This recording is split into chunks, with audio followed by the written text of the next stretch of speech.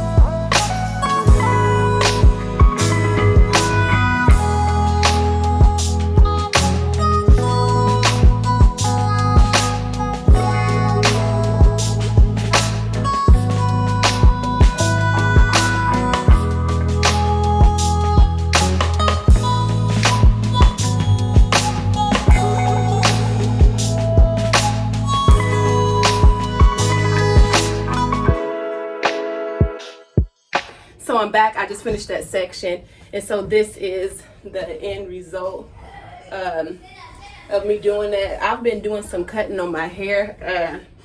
I don't know what possessed me to brush my hair back, put in a ponytail, and like try to cut it straight across. And so where my hair was looking decent, it's not anymore. Like some sections are very straight, and like they're just, I'm not gonna cut it anymore for now. At least that's what I say. But anyway, first section is done, and then I'm going to go ahead and do this section. So yep, I'll let you watch me do some of that, and you'll see I get real timid around my ears. So if it take me a little longer on them sections, I'm not trying to burn my ears.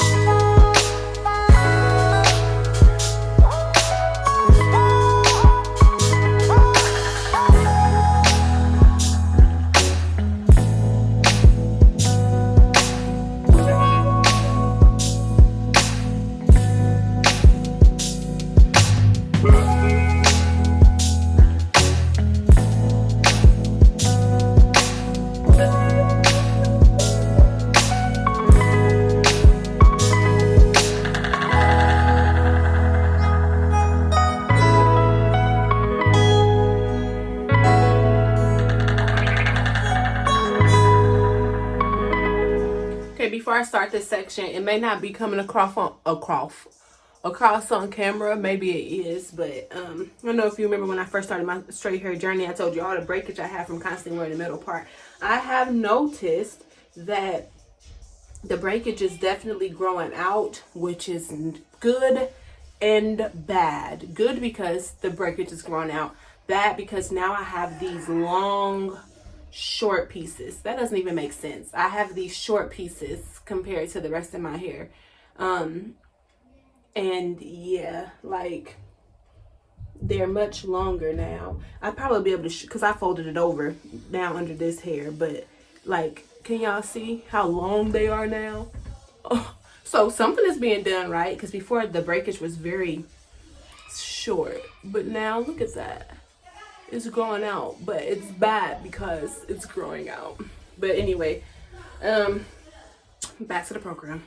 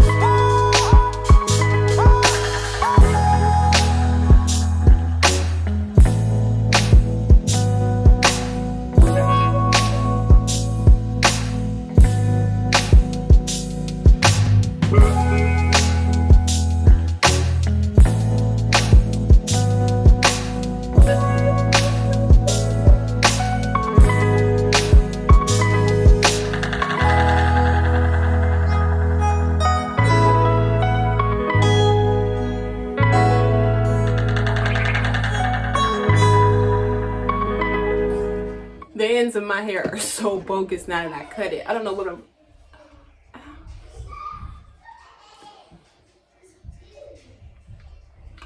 Humble. The Lord will humble you. Oh, it's gonna be red.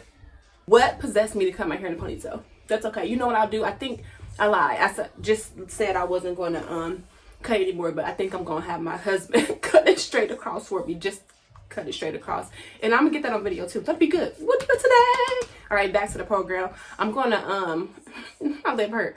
I'm gonna come back. So you just saw me do this side. I'm gonna do the same thing I did on this side to that side, and I'll come back when I'm like at the top somewhere. Keep it pushing.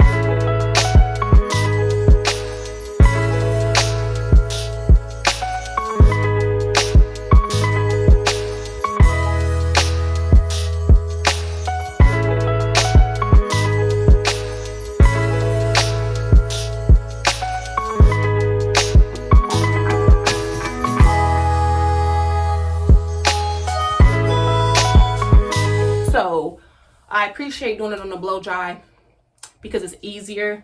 The hair is much more smooth. It's not straight, but it's definitely much more smooth and less frizzy.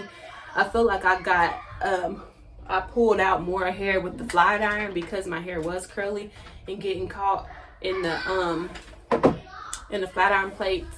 And then also because my hair had texture to it, I had to really take time to part it. When the hair is blow dry, it's just easy just to go through. You can just go through, but here I found myself pulling the hair apart to do it. And then also the two passes, I normally always do two passes like I did in this video, but I mean they were really warranted for this one because the hair was just so textured, as you can see. Because I'm a straight hair natural and I know that the ends are the most brittle, weakest part of my hair. You'll see that in my flat iron technique, I hit the roots and I come down slow, but then on my first pass I kind of just glide really fast through it. And if you were paying attention in the video when I was doing my first initial pass, because I do that one pretty quick. My kids just dropped my mirror that's standing in the corner. That it was very much still texture in my hair. If my hair was blow dried, I mean that wouldn't be the case. Like it would, for me, going halfway and then not going all the way to the end and then coming up to do my really slow one that goes all the way to the end, like that would be, I was just doing it. But for this press, like I really had to take my time on that second one and go slow to get the texture out of the hair and make sure that, of course, the hair was getting straight. But another thing is I didn't have to go through the sweaty blow dry process, and that was cool for what it was because I was in a crunch for time. But then also on the same token, let's see y'all, through dirty glasses, it just made the process so much longer. It took a day and a half, 2 days to dry in those plaits, and I kept it covered, so that's my fault too. But it wasn't immediate. I had to wait for the plaits to dry, and then in the meantime I couldn't do nothing with my hair. They were stuck in those plaits, and I'm not going to wear those plaits to work or wear those plaits out or any of that good stuff. So that's why I guess I'm an advocate for blow drying, because I can blow dry the same day and press the same day and get her done. Like this just felt like a stretched out process. But on the day of wash day, I was like, ooh, I was all for it. Ooh.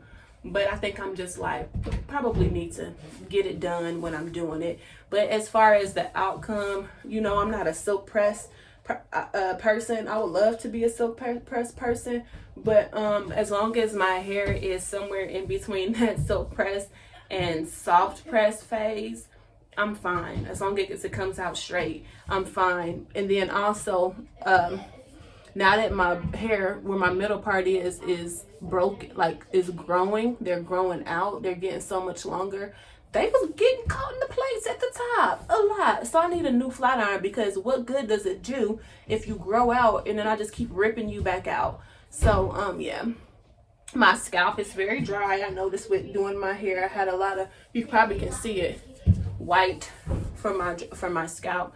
But now that my hair is straight, I'm not too much worried about it, because it'll produce sebum. I'm not going to oil my hair or do anything like that. I'm just going to keep an eye out on it, because normally, I don't know if it's because I do the process all in one day, I don't notice this much of a dry scalp, but my scalp is pretty feeling it. I'll wait at least 2 days before I do anything with my scalp. I'm gonna have Stephen come up here and cut my hair across for me. I probably won't have him do it straight across, but like give me like a smile, like a little slight U shape to just feel it in my spirit. I feel like I shouldn't have cut it when it was in that ponytail, but hey, you live and you learn. But that's it. Hopefully I didn't ramble too much on this section. So this is part 2. I want you guys to stay tuned so you can see us in here cutting the hair. And it's not a haircut by any means. It's going to be a hair. My kids. It's not going to be a haircut by any means. It's going to be a hair trim. You can see it. It's going to be a hair trim, just like a corrective cut to handle what I fix what I tried to do by myself.